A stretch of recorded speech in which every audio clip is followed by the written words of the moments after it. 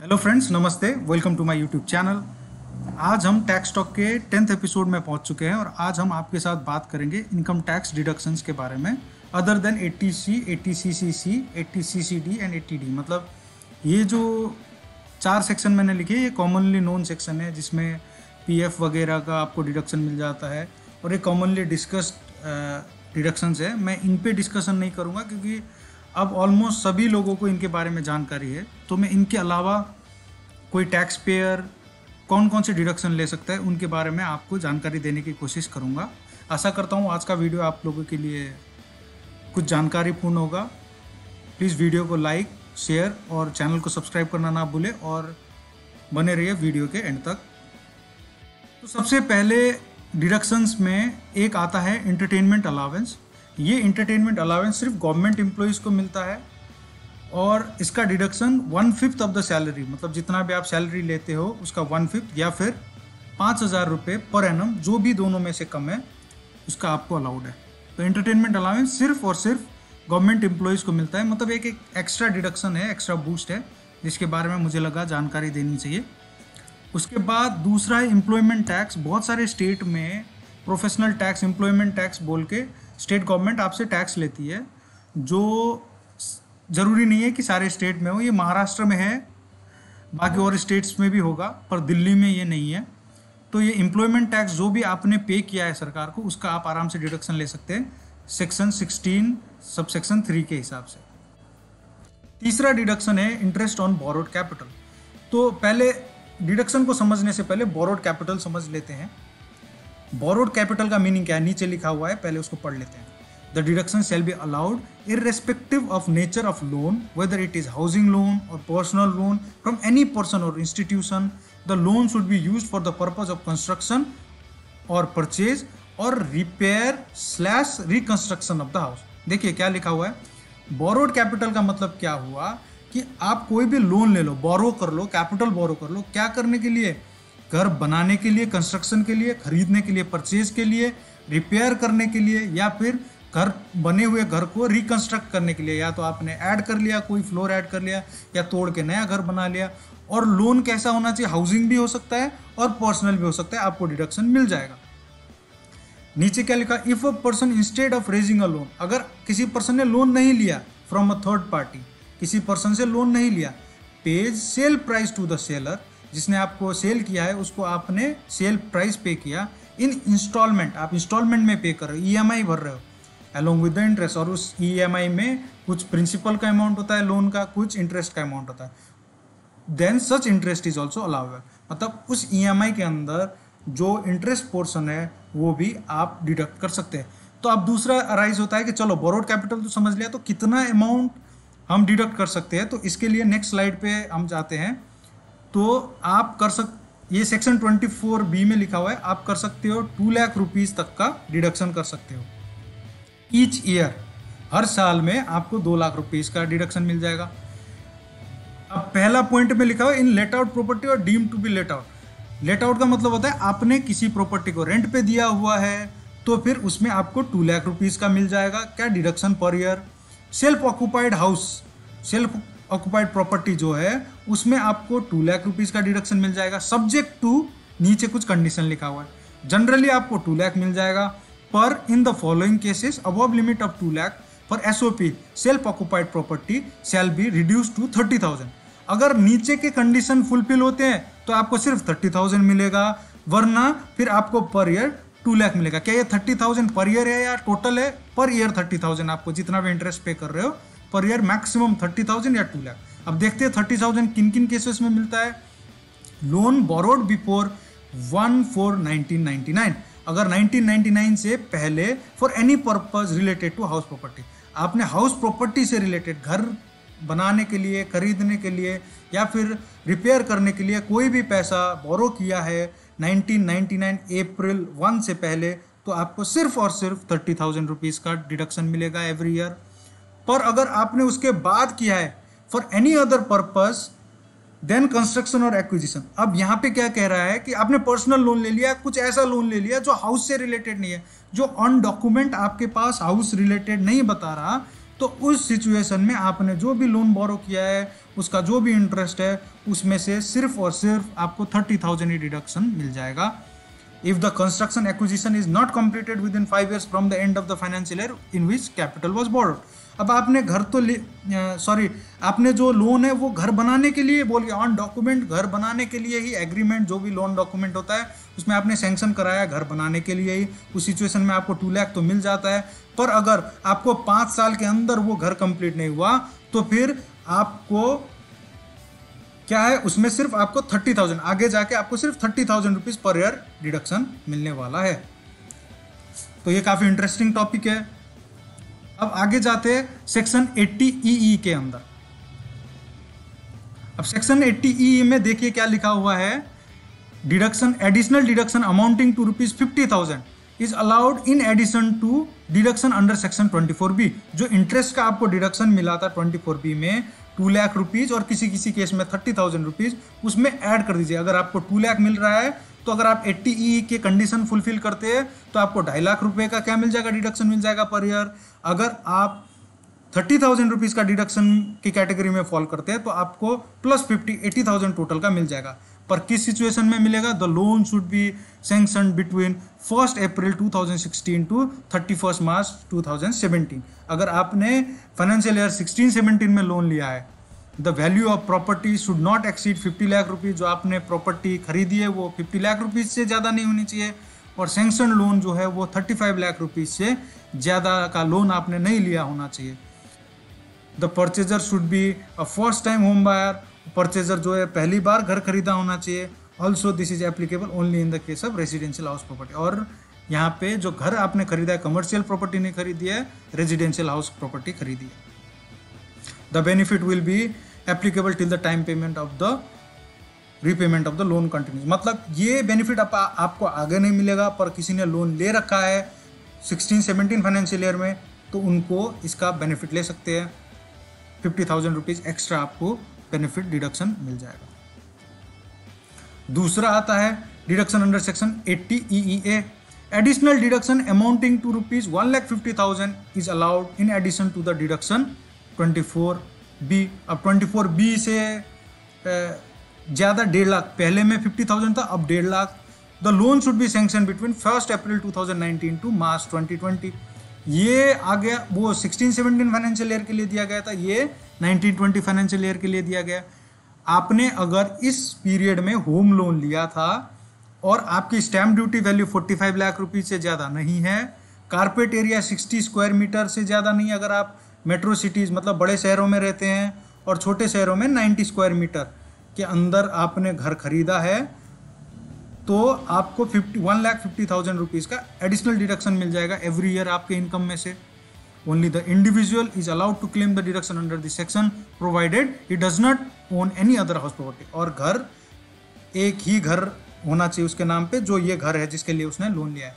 अब पॉइंट ये है, 2 सेक्शन का पॉइंट ये है कि ये प्रधानमंत्री जी ने जो आवास योजना को सपोर्ट करने के लिए, सबके लिए घर जो उनका स्कीम था उसमें उसको सपोर्ट करने के लिए ये 2 सेक्शन आपको इंट्रोड्यूस कराया गया है। और इसका बेनिफिट अगर आपने पहले लोन ले रखा है तभी मिलेगा, आगे फॉरवर्ड में आप लोन लेना चाहें तो इनका बेनिफिट, ये दोनों सेक्शन का 80EE और 80EA का बेनिफिट आगे नहीं मिलेगा। पर अगर आपने ये लोन उस पीरियड में सैंक्शन कराए तो आपको एडिशनल डिडक्शन ये सारे मिल जाएंगे। अगर आपको फैमिली पेंशन मिल जाता है, देखिए फैमिली पेंशन सेक्शन 57 IIA में लिखा हुआ है, in case income in the nature of the family pension और deduction of a sum equal to 33 1/3 मतलब 33.33% जो भी है ऑफ सच इनकम और 12,000 rupees which ever is less आप डिडक्ट कर सकते हो। फैमिली पेंशन क्या होता है, अगर कोई पर्सन काम कर रहा था, उनकी डेथ हो गई और फैमिली को उसका पेंशन मिल रहा है, तो आप क्या कर सकते हो, 33% मतलब जो 1/3 है वो, और 12,000 रुपीज़ जो है, इन दोनों में से जो भी कम है आप क्या कर सकते हैं, रिड्यूस कर सकते हैं। डिडक्शन अंडर सेक्शन 80, अगर आपने हायर एजुकेशन के लिए कोई लोन लिया हुआ है, अब हायर एजुकेशन के लिए लोन कैसा होता है कि आप लोन लेते हैं हायर एजुकेशन के लिए, जैसे ही आप एग्ज़ाम पास आउट कर जाते हैं तो आपको उसको रीपे करना पड़ता है धीरे धीरे। तो जो भी आपने हायर एजुकेशन के लिए लोन लिया, माने आपने 5 लाख रुपए का लोन लिया, उसके बाद आपने स्टडी करी, अब जॉब लग चुका है, अब उसका आप ईएमआई पे कर रहे हो या लोन रीपे कर रहे हो और उसमें इंटरेस्ट पोर्शन जो भी पे कर रहे हो, आपको क्या मिल जाएगा, उसको 80E में आपको उस इंटरेस्ट पोर्शन का इनकम में से डिडक्शन मिल जाएगा। 80EEB interest on loan taken to purchase electric vehicle. अब ये नया आया है, इंपॉर्टेंट है। The deduction under this section is available only to individual. कोई भी पर्सन जो इलेक्ट्रिक व्हीकल खरीदता है, भले ही वो पर्सनल यूज़ के लिए हो या बिजनेस यूज़ के लिए हो, मतलब इंडिविजुअल को मिलेगा, कोई कंपनी कॉरपोरेट्स को नहीं मिलेगा ये। और अगर वो लोन लेके इलेक्ट्रिक व्हीकल खरीदता है तो फिर उसको जितना भी इंटरेस्ट वो पे कर रहा है, मैक्सिमम 1,50,000 रुपीज़ तक का वो क्या कर सकता है, पर ईयर डिडक्शन ले सकता है।